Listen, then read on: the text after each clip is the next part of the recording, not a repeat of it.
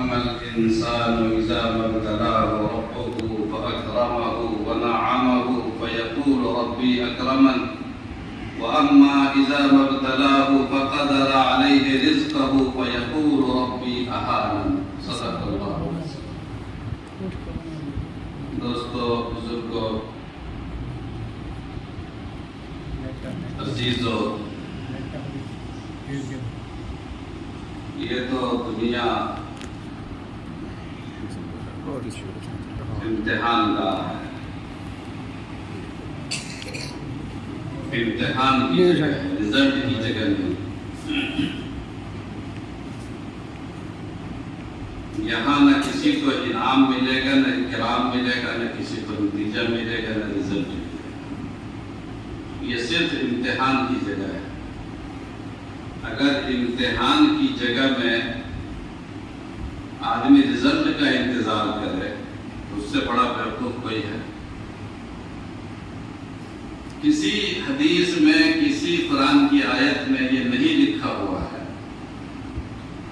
کہ تمہاری نیکی کا یا تمہاری برائی کا سارا بدلہ یا ساری سزا اس دنیا میں ہم دیں.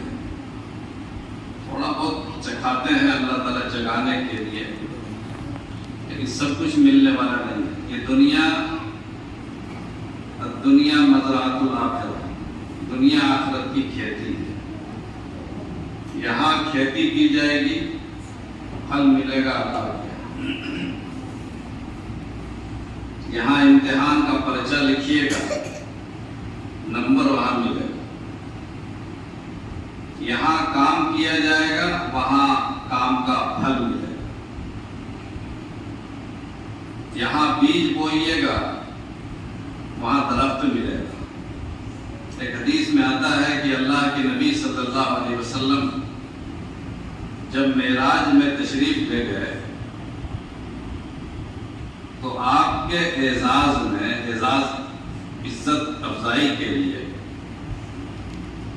اللہ تعالیٰ نے کہا کہ میرے محبوب پیغمبر کو جنت کی سیر کرا. جیسے ہم لوگ بھی یا آپ لوگ بھی کسی کے یہاں جب مہمان ہوتے ہیں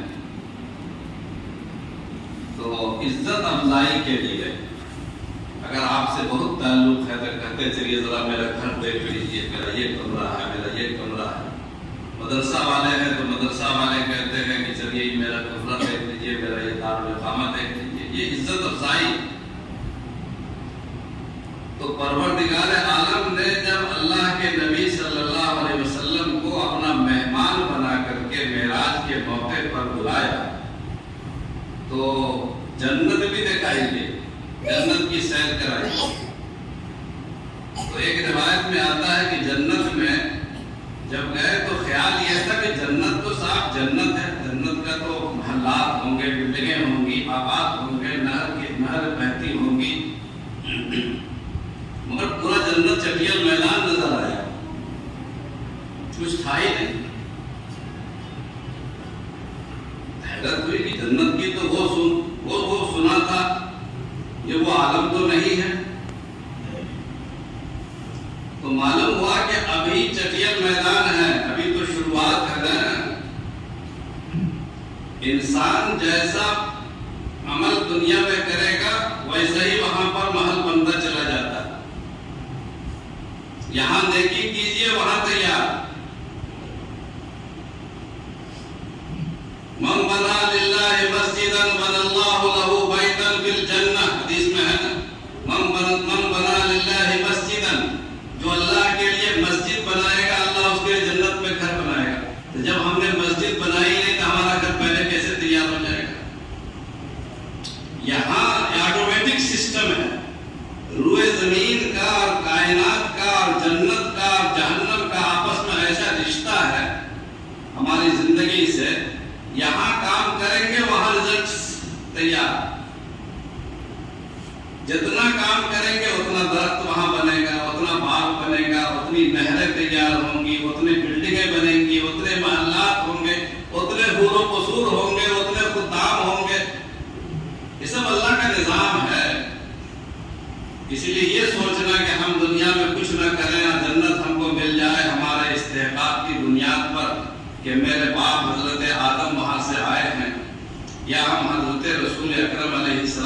السلام کی امت ہیں، یا ہمارے بزرگوں نے مسجدیں بنائی، ہمارے بزرگوں نے، ہمارے آباء و اجداد نے بڑے بڑے علماء کو اپنے یہاں ملازم بنا کر رکھا اور بڑا علمی کام کیا، وہ تو آباء تھے تمہارے مگر تم کیا ہو؟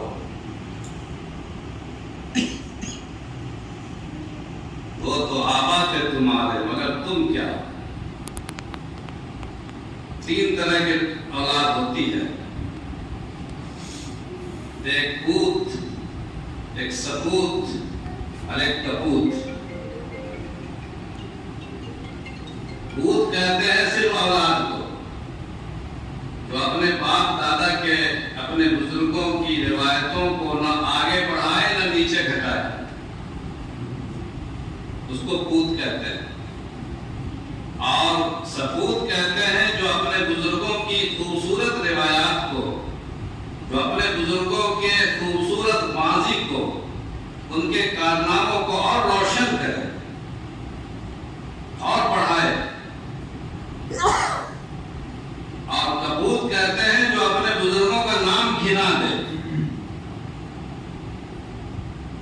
بزرگوں نے مسجدیں بنا دی، آج ہم نماز پڑھنے کو تیار ہیں۔ ہمارے بزرگوں نے، ہمارے آباء اجداد نے مدرسے بنائے، آج ہمارا ایک بچہ مدرسے میں پڑھنے کو تیار ہے۔ ہمارے بزرگوں نے، ہمارے بڑوں نے ایک ایسا ماحول بنایا کہ پورے گاؤں میں، پورے علاقے میں پردے کا، حجاب کا ماحول بن جائے، لیکن آج ہماری اپنے گھر کی بچی بھی پردے میں نہیں۔ وہ تو آباء تھے تمہارے مگر تم کیا ہو؟ گنوا دی ہم نے جو اسلاف سے میراث پائی تھی، گنوا دی ہم نے جو اسلاف سے میراث پائی تھی، سریا سے زمین پر آسمان نے تم کو دے مارا۔ گنوا دی ہم نے جو اسلاف سے میراث پائی تھی، سریا سے زمین پر آسمان نے ہم کو دے مارا۔ کم سے کم اپنے بزرگوں کی سر کے تاج کی عزت تو بچانے کا خیال رہنا چاہیے۔ ہمارے سر کی پھٹی ٹوپیوں پہ طنز نہ کر، ہمارے تاج عجائب گھروں میں رکھے ہیں۔ اس لیے انسان کو یہ سوچنا چاہیے کہ ہمارے بزرگوں نے جو کیا، ہمارے آباء اجداد نے جو کیا وہ تو کر دیا، آپ کی ذمہ داری باقی ہے۔ وَمِنْهُمْ مَنْ قَضَى نَحْبَهُ وَمِنْهُمْ مَنْ يَنْتَظِرُ۔ قرآن کریم کہتا ہے کہ تمہارے سے پہلے کے لوگوں نے اپنا حصہ پورا کر دیا اور چلے گئے، مگر کچھ لوگ ایسے ہیں ابھی زندہ جن کے حصے میں انتظار باقی ہے، ان کا کام باقی ہے۔ اور اس دنیا میں مسلمان صرف کھانے اور پینے کے لیے دنیا میں پیدا نہیں ہوا، ورنہ حیوان میں اور انسان میں فرق کیا رہ جائے گا؟ جانور بھی پیدا ہوتا ہے، صحت مند ہوتا ہے، اپنی روزی کی تلاش کرتا ہے اور مر جاتا ہے، اور ہم بھی ویسے ہی پیدا ہوئے، کھائے پیے، نوکری کیے، اپنے بال بچوں کو پالا پوسا اور مر گئے۔ کیا فرق ہے ہمارے درمیان اور جانور کے درمیان؟ اولئک کالانعام بل ہم اضل۔ قرآن کریم کہتا ہے کہ یہ انسان نہیں ہے، یہ جانور کی طرح ہے، بلکہ جانور سے بھی بدتر ہے۔ بدتر کیسے ہو گئے؟ جانور سے بدتر قرآن کہتا، میں نے مجھ کو مت گالی دیجیے گا کہ ہم کو گالی سنا کے چلا گیا، یہ الفاظ قرآن کے ہیں۔ کون قرآن؟ کون قرآن؟ جس نے ہمیں پیدا کیا ہے اسی نے قرآن اتارا۔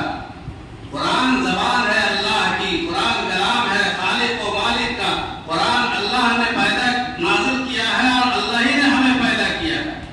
ہم کو اللہ سے زیادہ کوئی نہیں جانتا، اللہ ہمیں خوب سمجھتے ہیں کیونکہ اللہ ہی نے ہمیں پیدا کیا۔ اللہ فرمایا کہ یہ اولئک کالانعام بل ہم اضل، یہ جانوروں کی طرح ہے، چوپایوں کی طرح ہے، حیوان کی طرح ہے، بلکہ بدتر ہے۔ بدتر کیسے؟ جانور دنیا میں تو وہ جانور بھی پیدا ہوا، کھایا پیا، موٹا ہوا، مر گیا۔ ہم بھی پیدا ہوئے، کھائے پیے، موٹے ہوئے اور مر گئے، تو بدتر کیسے ہو گئے؟ بدتر ہے۔ جانور کو کو قیامت کے دن کوئی حساب و کتاب نہیں اور ہمارا حساب و کتاب ہے. تو ان کا جب کوئی حساب و کتاب نہیں تو نہ ان کو جنت ملے گی نہ جہنم ملے گی، ان کا معاملہ کلیئر. اور ہم کو تو حساب و کتاب ہوگا اور ہمارا معاملہ پھنس جائے گا، ہم جہنم میں جانا پڑے گا. تو ہم خراب ہوئے کہ نہیں جانور سے؟ اولئک کالانعام بل هم اضل، جانور سے بدتر ہے. اس لیے دوستو بزرگوں، اس دنیا میں ہمیں اللہ تعالیٰ عزت عطا فرما دے، اس دنیا میں دولت عطا فرما دے، اس دنیا میں شہرت عطا فرما دے، اس دنیا میں تھوڑی سی پہچان عطا فرما دے، اس پر اترانا نہیں ہے. اور اس دنیا میں تھوڑی پریشانی آ جائے، تھوڑی دقت آ جائے، تھوڑی حیرانی آ جائے، کلفت آ جائے، مسائل پیدا ہو جائے، اس سے گھبرانا نہیں. نعمتیں بھی آتی ہیں، میں نے بتایا نا کہ دنیا رزلٹ کی جگہ نہیں ہے، یہ دنیا رزلٹ کی جگہ نہیں ہے. کوئی یہ نہ سمجھے کہ ہمیں اللہ نے دیا ہے تو ہمارے اعمال کا فیض ہے، ہم نے نیک کام کیا ہے اس لیے ہمیں ملا. یہ رزلٹ کی جگہ ہی نہیں ہے. ملا ہے تب بھی امتحان ہے، نہ ملا ہے تب بھی امتحان ہے. فَأَمَّا الْإِنسَانُ إِذَا مَا ابْتَلَاهُ رَبُّهُ فَأَكْرَمَهُ وَنَعَّمَهُ وَيَقُولُ رَبِّي أَكْرَمَنِ وَأَمَّا إِذَا مَا ابْتَلَاهُ فَقَدَرَ عَلَيْهِ رِزْقَهُ فَيَقُولُ رَبِّي أَهَانَنِ.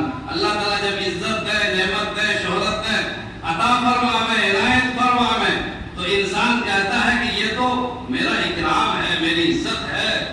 حالانکہ اللہ فرماتا ہے ابتلا ہے یہ. اما اذا مبتلا، ابتلا کرے اس کو امتحان میں ہم ڈال رہے ہیں کہ دیکھیں کیا کرتا ہے. واما اذا مبتلا، دونوں ابتلا ہی ہے، قرآن نے دونوں جگہ الفاظ ابتلا کے استعمال کیے. اما اذا مبتلا فاکرمہ ونعمہ، اکرام، عزت، نعمت، شہرت، طاقت، قوت، وہ بھی ابتلا. واما اذا مبتلا، دوسرا رخ یہ بھی آزمائش ہے. کیا؟ وَقَدَرَ عَلَيْهِ رِزْقَهُ، روزی تنگ کر دی گئی، جیب میں پیسہ نہیں، بیٹی کی شادی کرنا پیسہ نہیں، بال بچہ کو نوکری نہیں لگ رہی، اپنا روزگار نہیں چل رہا، گھر میں فاقہ ہے، پریشانی ہے. یہ رزلٹ نہیں ہے کہ ہم نے کوئی بدعملی کی ہے جس کی بنا پر ہم کو یہ گناہ کی سزا مل رہی ہے، اور جو عزت ملی ہے وہ ہم نے کوئی نیکی کی ہے اس کا انعام مل رہا ہے. یہ ذہن میں پہلے نمبر پر ہمیں بٹھانا چاہیے کہ دنیا رزلٹ کی جگہ نہیں. اللہ نے کچھ دے دیا ہے تو آزمانے کے لیے، اور کچھ نہیں دیا ہے تو یہ بھی آزمانے کے لیے ہے. والعصر ان الانسان لفی خسر، ساری دنیا گھاٹے میں ہے. الا الذین آمنوا وعملوا الصالحات وتواصوا بالحق وتواصوا بالصبر. ایمان اگر ہے بچا ہوا اپنا، نیک عمل بچا ہوا ہے، اور حق پر ہم قائم ہیں، اور صبر کے ساتھ ہم رہتے ہیں، شکوہ نہیں پروردگار کا، اللہ کے ساتھ کوئی شکوہ نہیں، اللہ سے کوئی ناراضگی نہیں، اللہ سے کوئی دشمنی نہیں، اللہ سے کوئی جلن نہیں، اللہ سے کوئی بدگمانی نہیں. اللہ جس حال میں تو نے رکھا ہے اللہ فیصلے پر ہم راضی ہوں. اللہ فرماتا کہ یہ گھاٹے میں نہیں ہے. اور اگر ہم نے سب کچھ دے دیا اس بندے کو لیکن ایمان پر قائم نہیں رہا، عمل صالح نہیں رہا، نماز غائب، ایمان نہیں رہا، بےایمانی شروع کر دی، وتواصوا بالحق، ایک دوسرے کو حق بات کہنے کا سلسلہ ختم، وتواصوا بالصبر، صبر ختم ہو گیا. صبر کہتے ہیں ہضم نہیں ہو رہا. جیسے مصیبت آئی تو مصیبت پر برداشت کرنا بھی صبر ہے، اور اللہ تعالیٰ نعمت عطا فرماتا ہے تو نعمت کو قابو میں رکھنا، کنٹرول میں رکھنا، یہ بھی صبر ہے. ہضم ہی نہیں ہو رہا.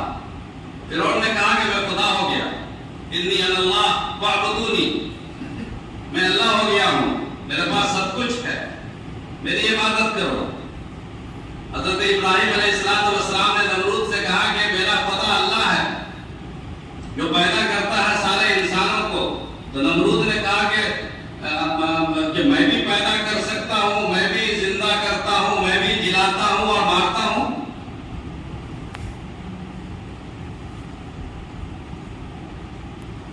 مقابلے میں آ گیا. حضرت ابراہیم نے دلیل دی کہ میرا پروردگار وہ ہے جو لوگوں کو جلاتا ہے، زندہ کرتا ہے، مارتا ہے. تو نمرود نے کہا کہ میں بھی زندہ کرتا ہوں، میں بھی مارتا ہوں. کہا کیسے؟ ایک آدمی کو بلایا اور کہا کہ اس کو موت کی سزا اس کے لیے مقدر میں ہے، فیصلہ ہو چکا ہے اس کے لیے پھانسی کی سزا، لیکن میں اسے معاف کرتا ہوں. زندہ کیا میں نے. ایک آدمی کے لیے کوئی سزا نہیں تھی، کہا کہ اس پر کوئی کیس نہیں ہے، لیکن جلاد اسے کسی قتل مار دیا میں نے. تو زندگی اور موت میرے ہاتھ میں ہوئی. یہ انسان کتنے دھول میں ہے. حضرت ابراہیم علیہ السلام نے کہا کہ یہ بہت بڑا احمق معلوم ہوتا ہے، کچھ نہیں سمجھتا ہے، جاہل ہے. اور اکثر دولت والے لوگ جو ہے جاہل ہی ہوتے ہیں، احمق ہوتے ہیں. اللہ تعالیٰ دونوں چیز ایک آدمی کو نہیں دیتے ہیں، یا تو علم دیں گے، عقل دیں گے، یا دولت دیں گے.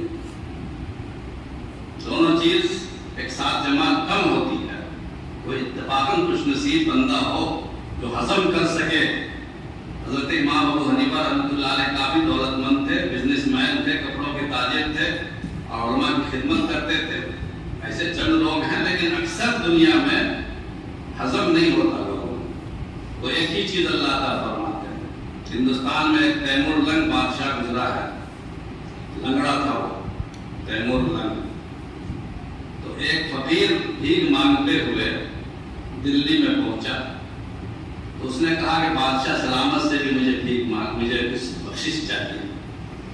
بادشاہ سلامت کے پاس پہنچا. اس زمانے کے بادشاہ تھے جس کو کہتے ہیں بادشاہ، شہنشاہ.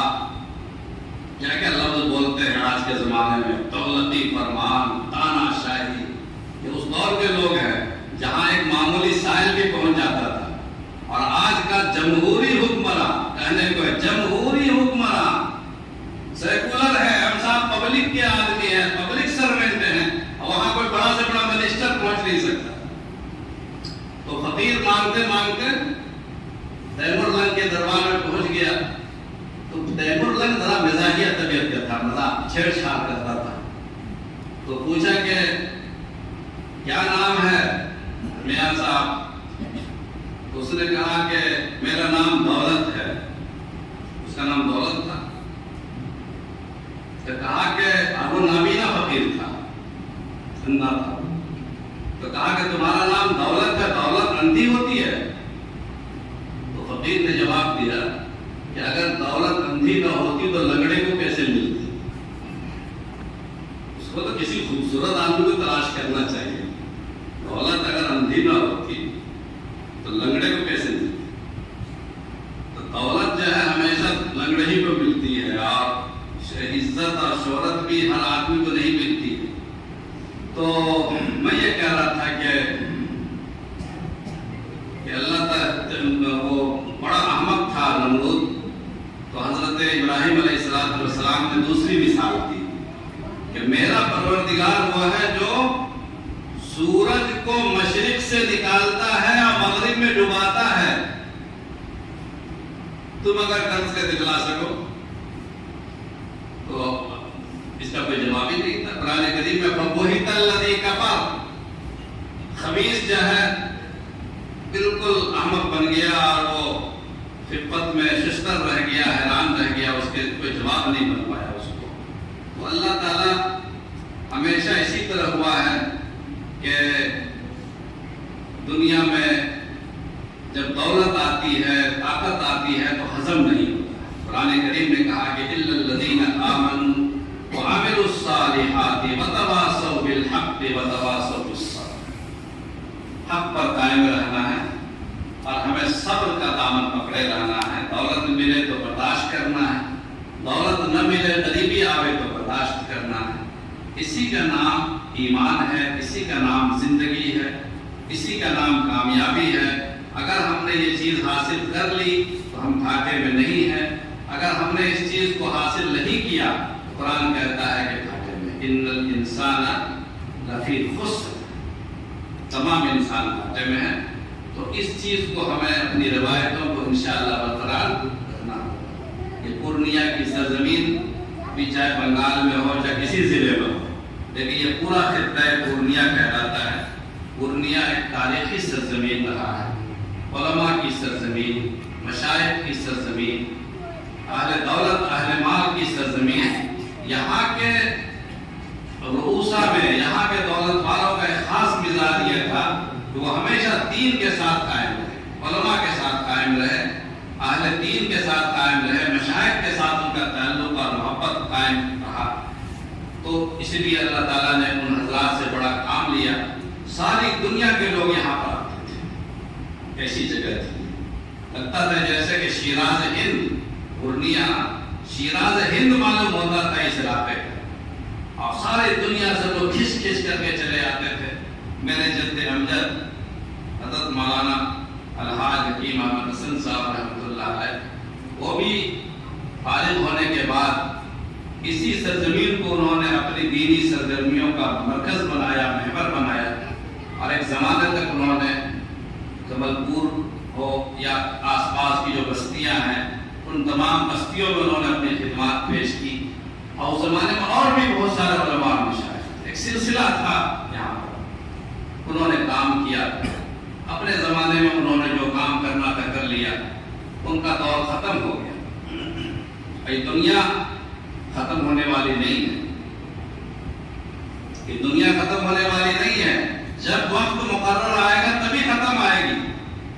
قیامت سے پہلے پہلے جب تک ہمارے نبی کا دین باقی ہے، ہمارے نبی کا ایمان باقی ہے، ہمارے نبی کا مذہب باقی ہے، سب کی ذمہ داری باقی ہے. انہیں کہ فلانے نے کام کر لیا بس کام ختم نہیں. اب ہماری ڈیوٹی شروع ہوئی، آپ کی ڈیوٹی شروع ہوئی. آپ کو کام کرنا. اگر آپ اپنا کام نہیں کریں گے اللہ کے یہاں پوچھ ہوگی، رزلٹ سامنے آ جائے گا انشاءاللہ. اگر اللہ تعالیٰ آپ کو عطا فرما دیتے ہیں دنیا میں تو اس کو رزلٹ نہیں سمجھیے گا، رزلٹ وہاں نظر آئے گا انشاءاللہ.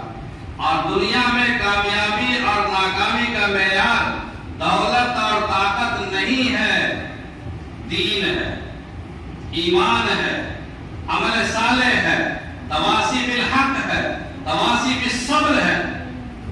دولت اور نعمت کامیابی کا معیار نہیں ہے. دنیا میں کتنے دولت والے آئے چلے گئے. شہاب الدین غوری کا نام سنا آپ لوگوں نے؟ مولانا نے تو سنا ہی ہوگا. کسی نے سنا ہے شہاب الدین غوری؟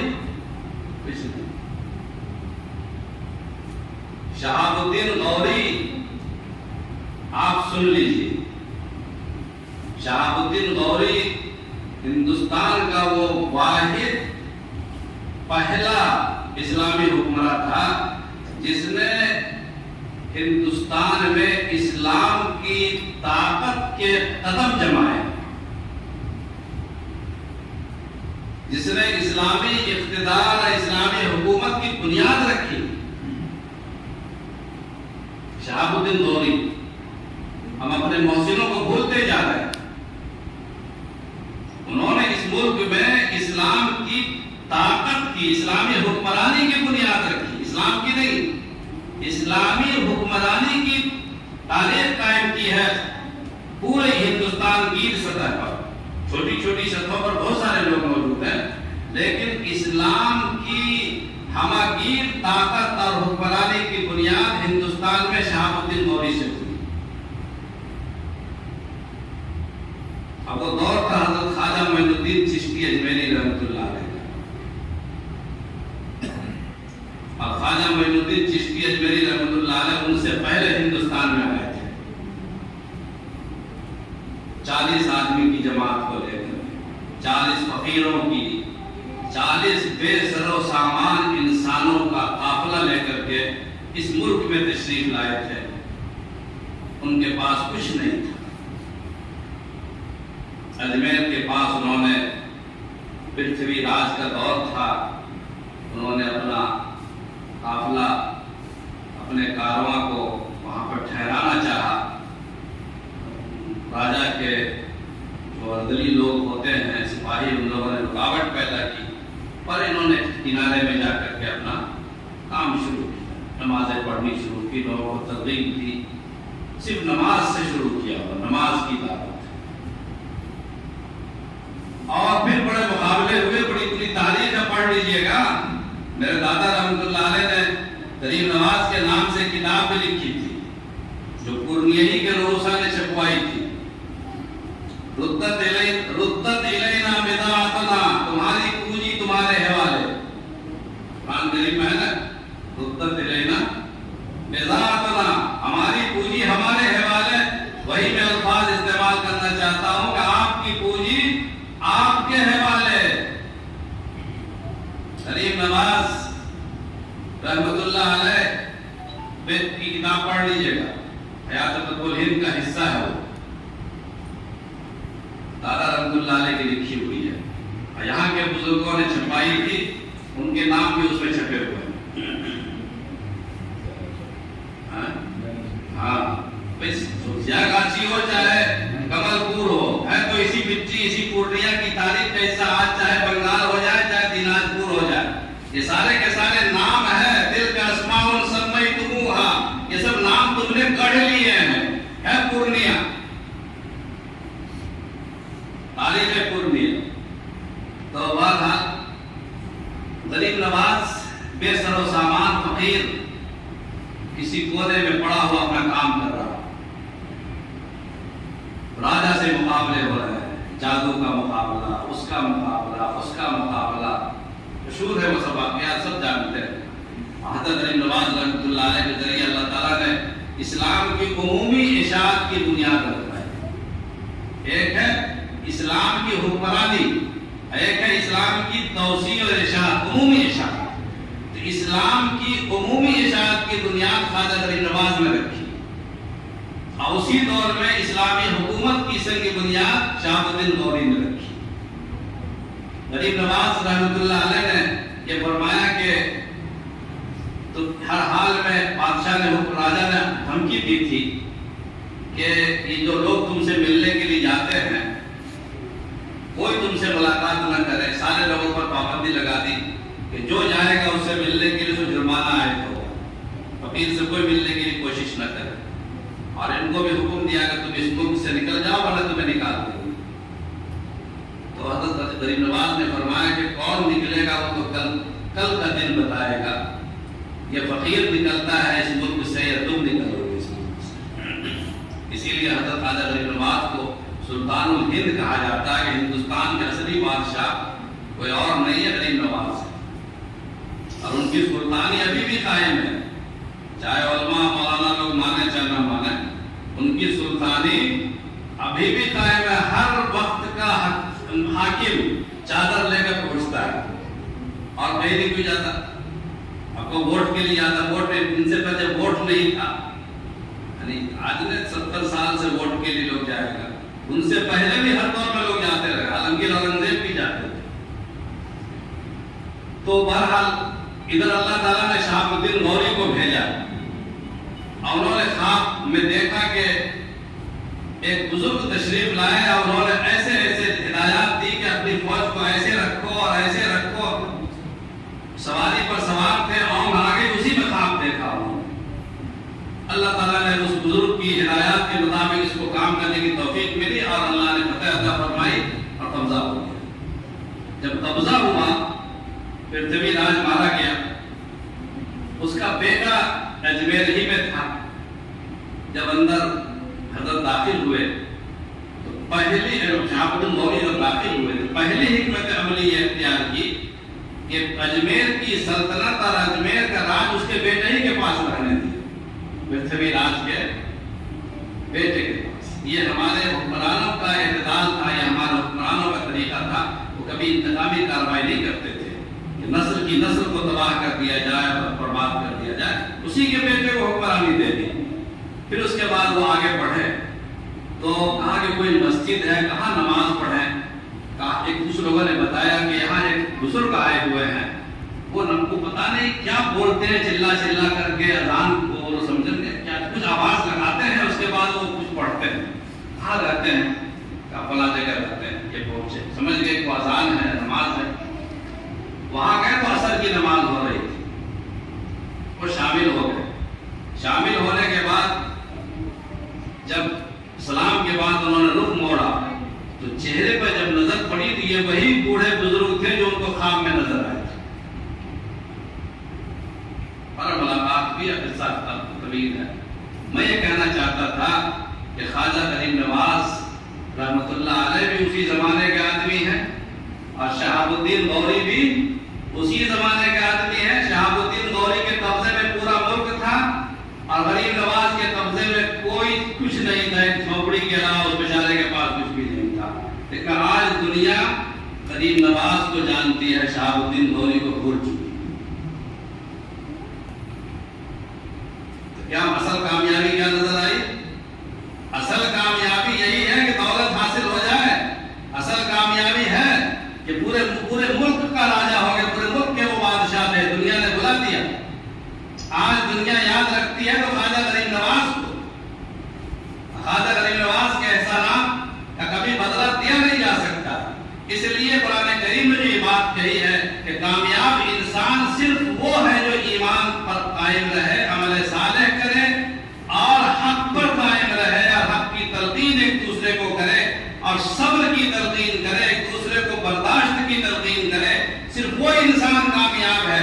قرآن نے کہیں ایسے انسان کو کامیاب نہیں مانا ہے جس کے پاس بڑی سے بڑی طاقت ہو, جس کے پاس فرعون اور قارون کا خزانہ کیوں نہ ہو. قرآن نے کہا کہ وہ انسان گھاٹے میں. انشاءاللہ ہم لوگ عمل کریں گے. بات کرنے سے کچھ نہیں ہوتا ہے. اقبال بڑا اپدیشک ہے, من باتوں میں موہ لیتا ہے.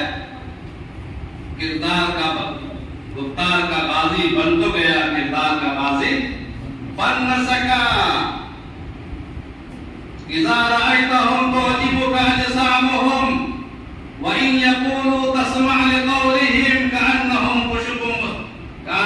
خشب مسندة. قرآن کریم نے ہماری مثال دی ہے, اگرچہ کہ اس دور میں اس کا مصداق کچھ اور تھا. آج ہم کو نظر آتا ہے کہ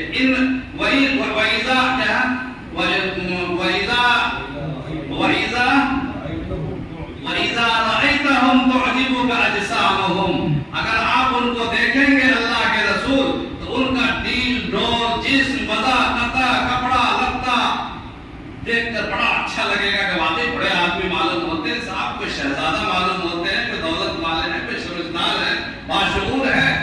وَإِن يَقُولُوا تَسْمَعْ لِقَوْلِهِمْ, بات کریں, گفتار پیش کریں اور گفتگو کریں تو سننے کے لیے آپ مجبور ہو جائیں. کتنی شاندار گفتگو کریں. لیکن اللہ فرماتا ہے کہ ان کی كأنهم خشب مسندة, ان کی کوئی بنیاد نہیں ہے, کوئی جڑ نہیں ہے.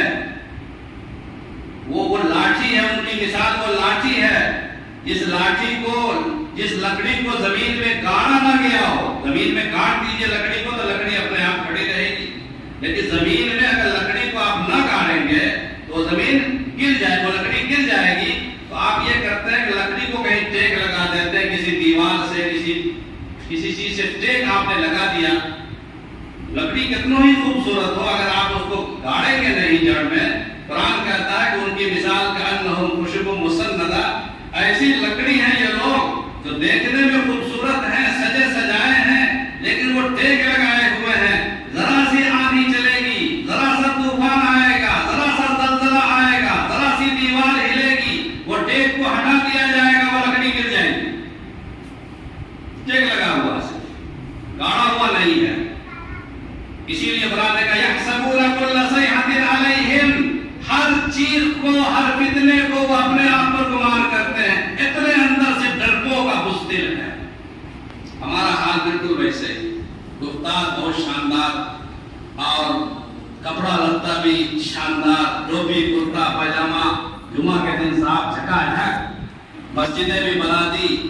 مسجد تو بنا دی, شب بھر میں ایمان کی حرارت والوں نے, من اپنا پرانا پاپی تھا, برسوں میں مسلمان ہو نہ سکا.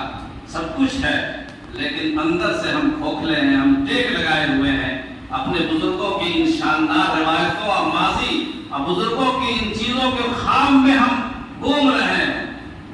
اپنے بزرگوں کی تعریف, ہمارے بزرگوں نے ایسا کیا, ہمارے پروجوں نے ایسا کیا, ہمارے لوگوں نے ایسا کیا. وہ تو آباد ہے تمہارے مگر تم کیا ہو.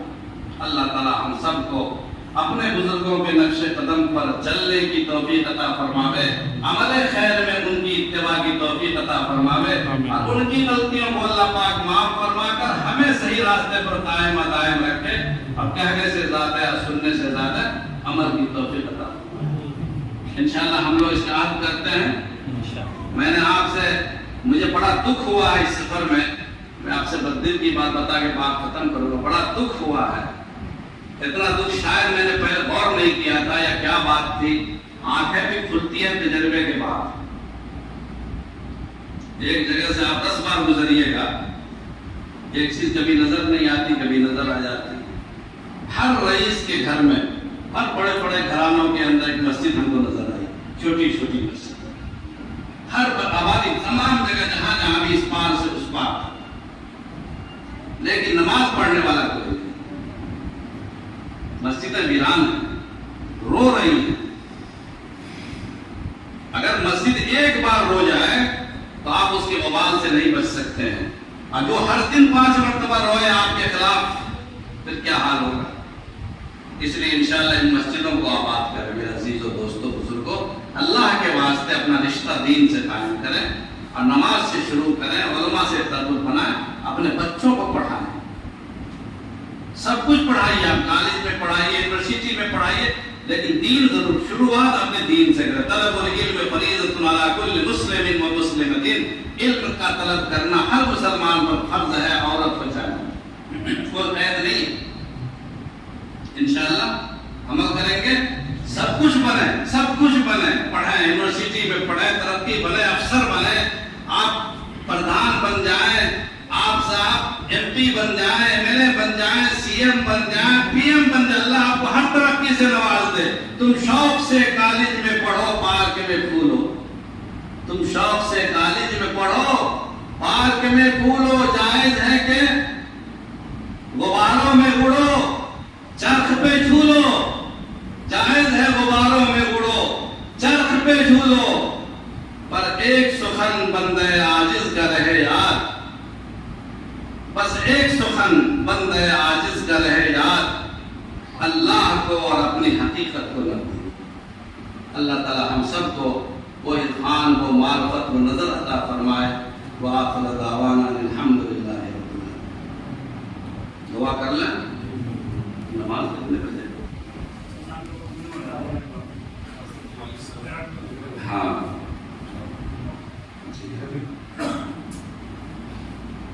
یہ پہلا سفر ہے جس میں ہمارے ساتھ جو ہیں حاجی محمود رؤوف صاحب کی سرپرستی شامل رہی۔